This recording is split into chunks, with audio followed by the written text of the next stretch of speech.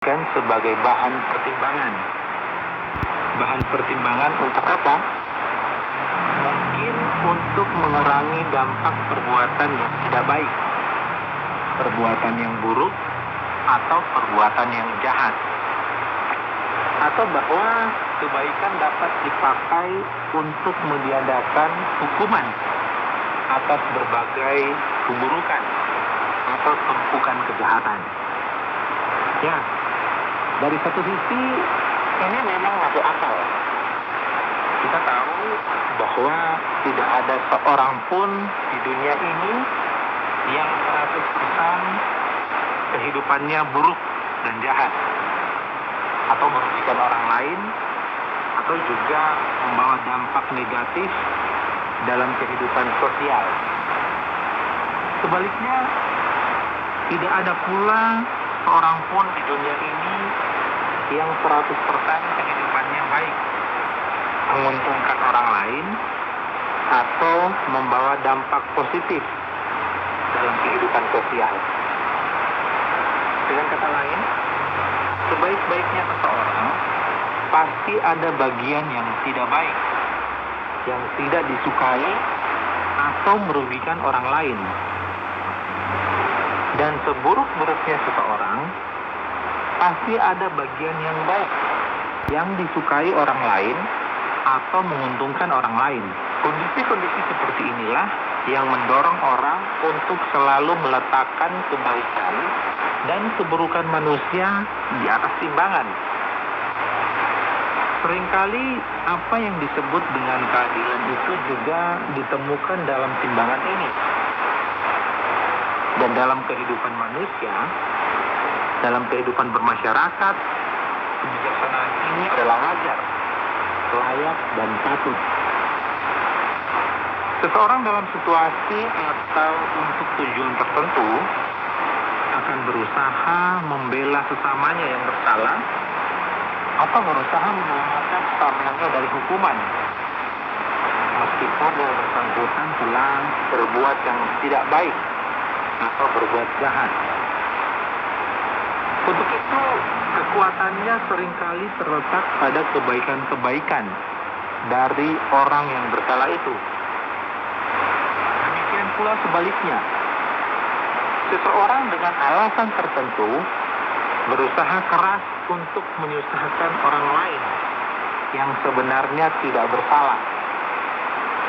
Dan kekuatan untuk melakukan itu terletak pada kelemahan, kekurangan, dan keburukan di masa lalu yang pernah dibuat oleh orang yang baik dan benar itu. Dalam pengadilan juga terjadi bahwa kebaikan-kebaikan seorang terdakwa, terutama dalam seluruh proses pengadilan, dapat dipertimbangkan oleh hakim untuk meminimalisir hukuman yang harusnya dijatuhkan atas orang itu. Sebaliknya, sikap atau perilaku dan perbuatan-perbuatan yang kurang baik, yang tidak sopan, yang menyulitkan proses pengadilan, akan cenderung mendorong hakim untuk memberatkan hukuman yang akan dijatuhkan atas orang yang terbukti bersalah itu.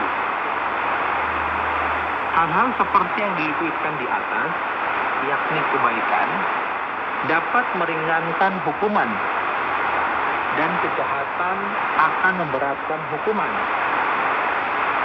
Semua itu adalah wajar, normal, layak, dan cukup pantas untuk dilakukan dalam kehidupan pribadi maupun politik.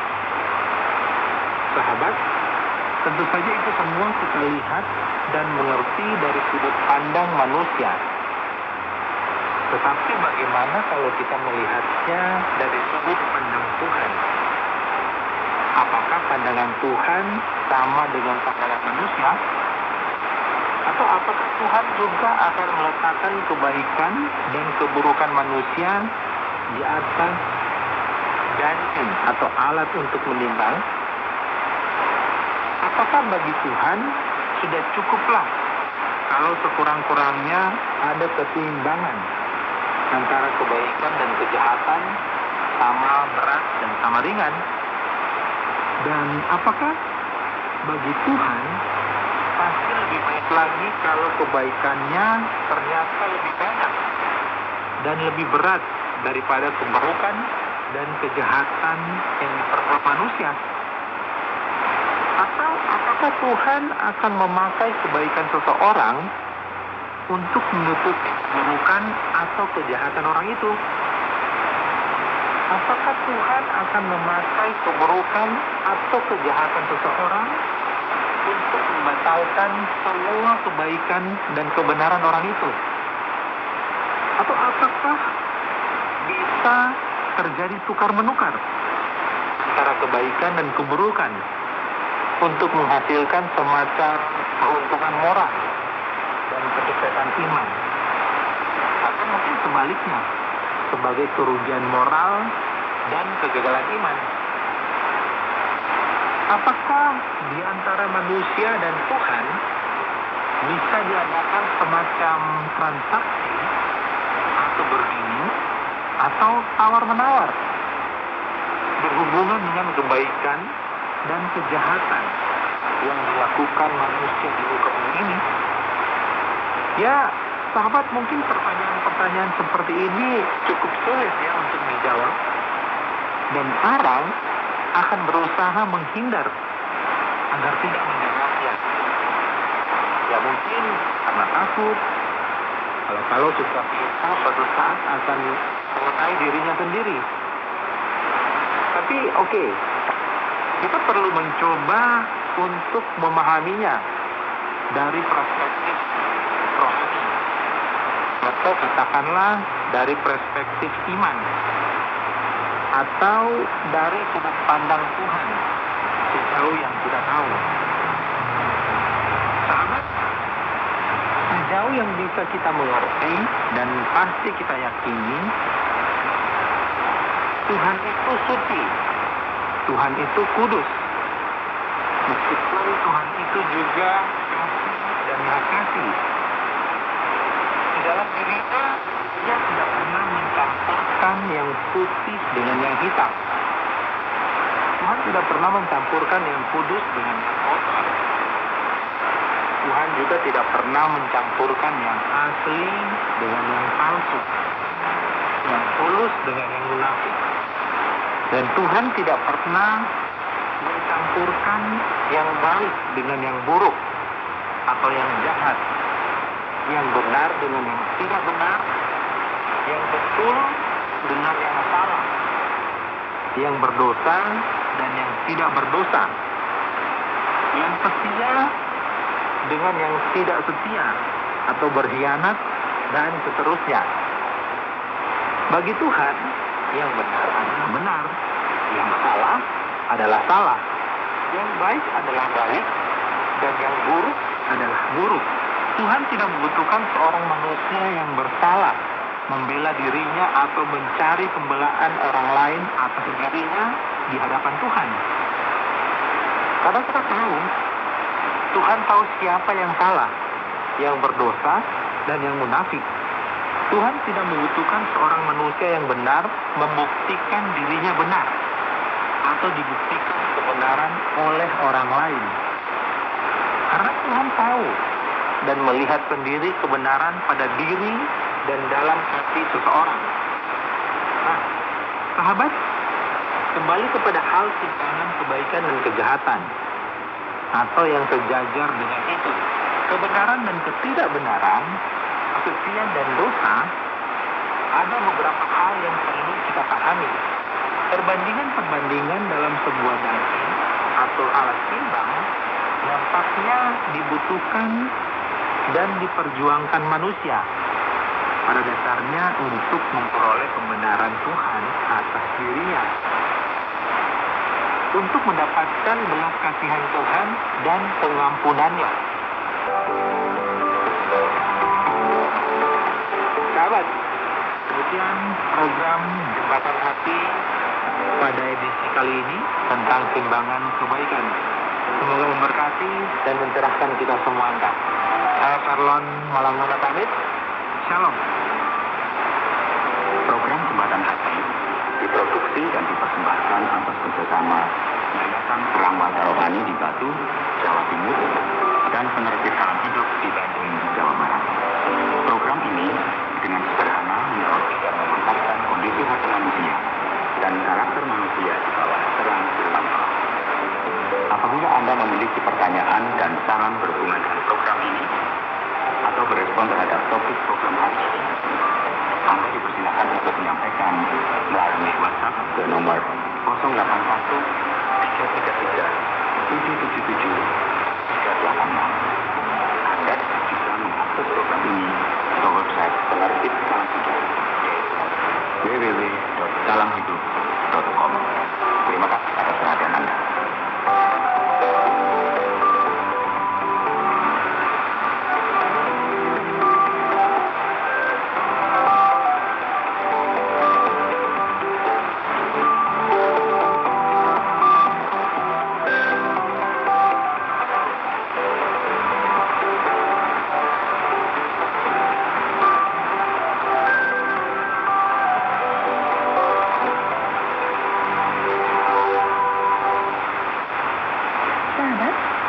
Terasa 30 menit telah kita lalui bersama. Saya mengajak Anda untuk tetap mendengarkan program Cinta Hati, sebuah program yang berbicara tentang Allah Pencipta dan manusia sebagai umat ciptaannya. Di minggu depan, pada gelombang 25 meter atau frekuensi pada 1965 kHz, pukul 17.30 waktu Indonesia bagian Barat. Inilah Adana Home.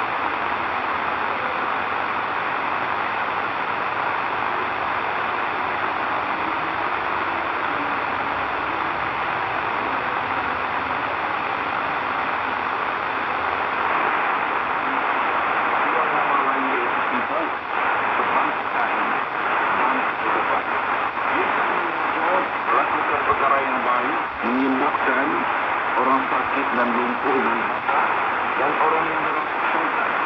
Ini kita akan melihat bagaimana Yesus melakukan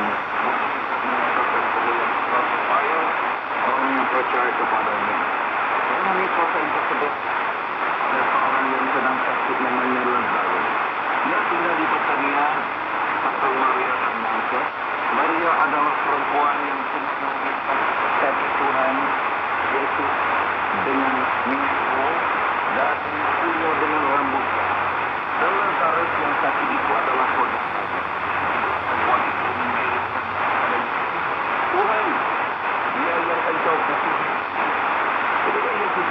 kabar itu. Dia berkata, penyakit itu tidak akan membawa penyakit, akan membawa kemuliaan Allah sebab oleh penyakit itu anak Allah dimuliakan. Memang menyakiti masa dan agaknya lega. Namun, setelah ditemukannya bahwa letakkan ia segera silau 2 hari lagi di tempat di mana dia berada. Itu pun Lazarus akan mati nanti. Ia merancang untuk menggunakan kematian Lazarus untuk memelihara kuasa Allah di dalam dia agar orang-orang mengatakan bahwa dia datang dari surga. Kemudian setelah tinggal 2 hari di tempat di mana ia berada, Yesus berkata kepada mereka dan muridnya, "Mari kita kembali lagi ke Yudea." Tetapi Rabai, kata mereka, baru-baru ini orang Yahudi mencoba melempari engkau, lalu masa engkau kembali ke sana? Jawab Yesus, bukankah ada 12 jam dalam satu hari? Menjadi saudara kita telah bertidur, tetapi aku tetap pergi karena untuk membangunkan dia dari tidurnya. Maka kata murid-murid itu kepadanya, jika ia tertidur, ia akan sembuh. Tetapi maksud Yesus, ia tertidur dalam erti mati. Sedangkan mereka Yesus berkata tentang tertidur dalam erti biasa. Karena itu Yesus berkata dengan terus terang, Lazarus sudah mati. Syukurlah ada pada waktu itu sebab demikian lebih baik bagimu supaya kamu dapat belajar, supaya percaya. Tetapi marilah kita pergi kepadanya. Maka ketika Yesus tiba di dapatnya, itu telah 4 hari berbaring di dalam kubur. Bacanya dekat Yerusalem, kira-kira 2 mil jauhnya. Dan banyak orang-orang Yahudi kepada Maria dan Martha untuk menghiburkan mereka berhubungan dengan kematian saudaranya. Ketika Martha mendengar bahwa Yesus datang, dia pergi mendapatkannya. Tetapi Maria tinggal di rumah. Tuhan kata Martha kepada Yesus, "Jika sekiranya engkau ada di sini, aku tidak mati. Tetapi sekarang aku tahu bahwa Allah akan memberikan kepadamu segala sesuatu engkau minta kepadanya." Itu Yesus kepadanya, "Saudaramu akan bangkit." Maka kepadanya, "Aku tahu bahwa kita akan bangkit pada waktu orang-orang bangkit pada hari kiamat." Jawab Yesus, "Apalah kebangkitan dan hidup? Mereka percaya kepadaku, ia akan hidup walaupun ia sudah mati. Setiap orang yang hidup dan percaya kepadaku tidak akan mati selama-lamanya. Percaya engkau akan hal ini?" "Ya Tuhan," katanya, "aku percaya bahwa engkau Mesias, Anak Allah, yang akan datang ke dunia." Sudah berkata demikian, ia terus memanggil saudaranya Maria dan berduduk kepadanya. "Guru ada di sini dan ia memeluk engkau." Mendengar itu, Maria serta bangkit lalu pergi membuka kepada Ketika di tempat Yesus berada dan melihat dia, sungguh dia di depan kakinya dan mengatakan, "Tuhan, sekiranya engkau di sini, saudaraku pasti tidak mati." Ketika Yesus melihat Maria menangis dan juga orang-orang Yahudi yang datang bersama-sama dia, maka tersentuhlah hatinya dan sangat terharu. "Di mana pergi kamu baruku?" kata Yesus. "Marilah," kata Tuhan jauh mereka. Maka menangislah Yesus. Kata orang-orang Yahudi, lihatlah betapa-betapa kepadanya. Tetapi beberapa orang di antara berkata, "Ia membuka mata orang buta, dan yang bertindak sehingga orang ini tidak mati." Maka tersentuhlah hati Yesus mendengar pergi ke kubur itu. Kubur itu adalah sebuah gua yang ditutup dengan batu. "Angkatkan batu itu," kata Yesus. "Tetapi Tuhan, dia sudah berbau sebab sudah 4 hari ia mati." Kata Martha, saudara orang yang meninggal itu? Jawab Yesus, bukankah sudah kukatakan kepadamu, kalau engkau percaya, engkau akan melihat kemuliaan Allah. Maka mereka menghadap itu. Lalu Yesus menadahkan ke atas dan berkata, Bapa, aku mengucap syukur kepadamu kerana engkau telah mendengarkan aku. Aku tahu bahwa engkau telah mendengarkan aku, tetapi oleh kerana orang banyak yang berdiri di sini mengelilingi aku berkatakan supaya mereka percaya bahwa engkau yang telah mengutus aku. Berkata demikian, berserulah dia dengan suara Lazarus, marilah keluar. Orang telah mati itu datang keluar, mati dari tangan terikat dengan ikatan yang masih pada mereka. Bukan kain itu dan dia telah pergi. Mungkin ini tidak pernah mendengar tentang seorang belum menghidupkan orang mati yang berada di dalam kubur selama 3 hari. Mayat yang sudah mulai reput dan tetapi Yesus lakukan apa bila dia membangkitkan Lazarus? Kuasa amat ini bukanlah masalah bagi Tuhan Yesus. Kerana dia sendiri adalah sumber kehidupan. Berkata, akulah kebangkitan dan setiap percaya kepadaku akan hidup walaupun dia sudah mati. Injil berkata, pasal ke-11, banyak antara orang Yahudi yang datang melawat Maria dan sendiri apa yang telah dibuat oleh Yesus, percaya kepadanya. Ada yang berpengalaman dan menceritakan kepada mereka apa yang telah terjadi. Lalu imam-imam kepala dan orang Farisi memanggil mahkamah agama. Apakah yang harus kita perbuat? Tanya mereka. Semua orang itu berbuat juga. Apabila kita biarkan dia, maka kita semua orang akan kepadanya dan orang akan datang dan akan merampas kita serta depan kita. Tetapi seorang di antara mereka itu mengatakan, memang betul pada tahun itu. Berkata kepada mereka, kami tidak tahu apa saja. Kami tidak ingin berguna bagimu jika satu orang mati untuk bangsa kita daripada seluruh bangsa kita ini binasa. Hal itu dikatakan bukan dari dirinya sendiri, tetapi sebagai imam besar. Pada tahun itu ia menemukan bahwa Yesus akan mati bangsa itu, dan bukan untuk bangsa itu saja, juga untuk mengumpulkan dan mempersatukan anak-anak yang telah bercerai-berai. Mulai dari tahun itu mereka sepakat untuk membunuh Yesus. Karena itu Yesus tidak tampil lagi di antara orang Yahudi yang mengangkat dia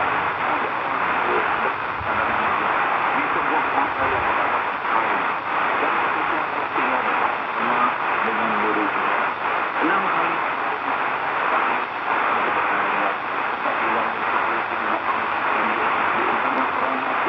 Di situ ada perjalanan itu, maka melalui dengan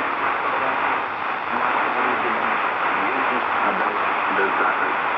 Maka mengambil tengah kata minyak, mengalirkan mahal harganya, minyaki kata itu, dan menjelaskan rambutnya dan bangun sebab itu tetapi salah satu orang murid akan menyerahkan dia berkata, mengapa suami tidak menjual 300 dinar menjualnya orang-orang miskin? Hal itu dikatakan bukan kerana ia memperhatikan orang-orang miskin, melainkan kerana dia adalah orang pencuri. Dia sering mengambil uang yang disimpan dalam kas yang dipesannya. Maka kata Yesus, biarkanlah dia melakukan hal ini, hari obatku. Kerana orang miskin selalu kamu, tetapi aku tidak akan selalu ada pada kamu. Sejumlah orang Yahudi diundang melawan Yesus dari sana. Dan mereka datang bukan hanya karena Yesus, melainkan juga untuk melihat Lazarus yang dibangkitkannya dari antara orang mati. Lalu imam-imam kepala mufakat untuk membunuh Lazarus juga, sebab karena dia melihat orang Yahudi meninggalkan